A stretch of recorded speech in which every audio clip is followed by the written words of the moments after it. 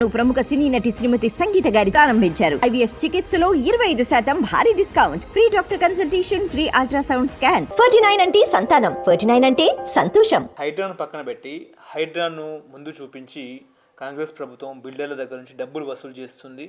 ఆ డబ్బులు రేపు 4 రాష్ట్రాల్లో జరగబోయే ఎన్నికలు, మహారాష్ట్ర కానీ జమ్మూ కాశ్మీర్ కానీ, ఈ రాష్ట్రాల ఎన్నికల్లో ఆ డబ్బుల్ని ఇచ్చేసే అవకాశం ఉందని చెప్పేసి ఒక చర్చ. నిజమే అంటారా?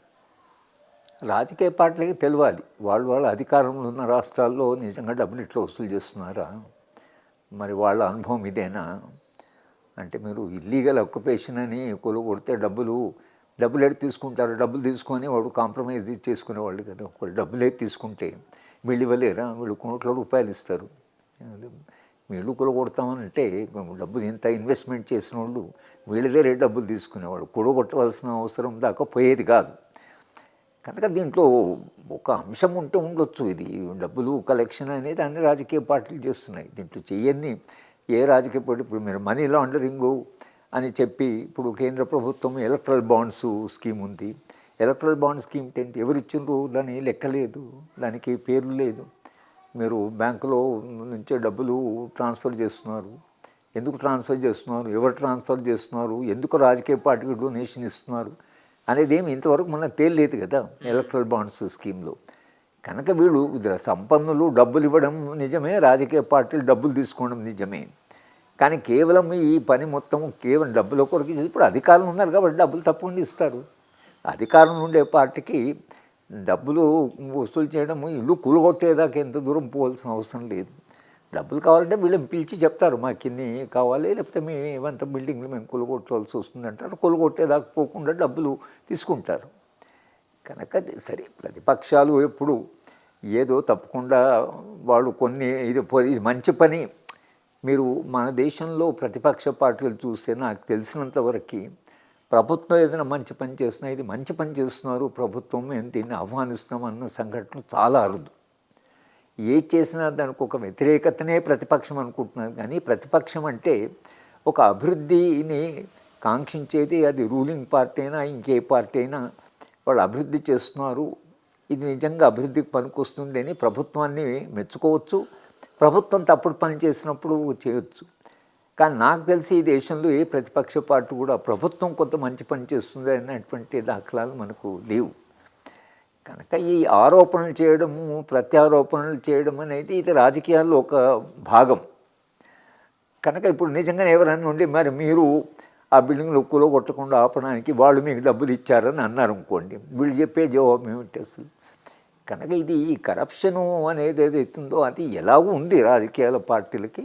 అధికారంలో ఉండే పార్టీకి డబ్బులు ఇవ్వడం అనేది అనివార్యం అనేటువంటి అతి సంపన్నులకు తెలుసు. కనుక పార్టీ మారుతూనే వాళ్ళే పార్టీ మారుతారు. ఒకటి ముందు వాళ్ళు పార్టీ, ఆ పార్టీ నుంచి ఈ పార్టీకి వస్తారు.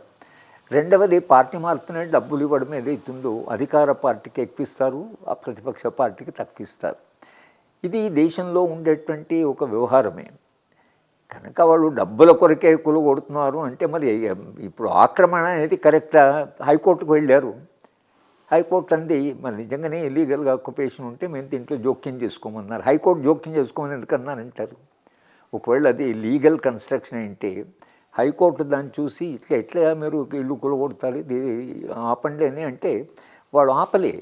హైకోర్టు ఆపలేదంటే హైకోర్టు కూడా దీంట్లో ఒక పాజిటివ్ పాయింట్ చూశారు ఈ కూలగట్టడంలో. ఎందుకంటే ఒక బిల్డింగ్ కూలగొడుతుంటే హైకోర్టు స్టే ఇస్తుంది ఇమీడియట్గా.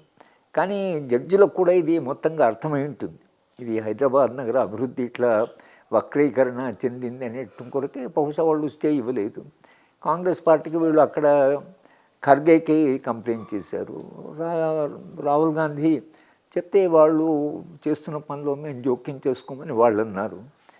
ఎందుకని అంటే రాహుల్ గాంధీ నాకు తెలిసినంత వరకు తప్పకుండా తప్పుదరితే ఆయన ఇట్లా వెనుక ముందే ఇప్పటివరకు అయితే ఆయన అట్లా అనేవాడు కాదు. కానీ ఈ చేస్తున్న పని ఆయన కొంత కన్విన్స్ అయ్యాడు. ఎందుకంటే ఆయన కూడా ఇక్కడ పాదయాత్ర చేసినప్పుడు చూశాడు హైదరాబాద్ నగరం. కనుక ఇటువంటి పనులు కొన్ని ఎక్కడో ఒక చోట ఒక వక్రీకరణ చెందిన అభివృద్ధి ఏదైతుందో, ఈ అభివృద్ధి ఇలా జరగకూడదు. ప్రభుత్వ భూమి అంటే ప్రజల భూమి, నిజానికి హైదరాబాద్ నగరంలో మీరు కూకట్పల్లి ఉందనుకోండి, కూకట్పల్లిలో ఇల్లు కట్టిన ఆక్షన్ చేసి చిట్టీల మీద వాళ్ళు లాటరీ బేసిస్ మీద తీసి ఇల్లు అలాట్ చేశారు. ఆ మొత్తం పెద్ద కాలనీ అది. సైదాబాద్ ఉందనుకోండి, అది కూడా ప్రభుత్వం కట్టి మొత్తం బిల్డింగ్లని వాళ్ళకి పేదవాళ్ళకి కానీ మధ్యతరగతికి ఇచ్చారు మొదట హైదరాబాద్ నగరంలో. ఇప్పుడు ఆ పరిస్థితి లేదు. కనుక నేను అనుకోవడము ఇది ప్రతిపక్షాలను ఆరోపణలు చేయడం అది సహజమే, వాడు నార్మల్ అట్లా మాట్లాడడం కూడా సహజమే. అధికార పక్షంలో ఉండేటువంటి వాళ్ళు కూడా తప్పులు చేయరని కాదు, వాళ్ళు తప్పులు చేయొచ్చు. కానీ మొత్తంగా రాజకీయాల్లో విలువలు మాత్రం పడిపోయాయి అయితే అది వాస్తవం. ఓకే.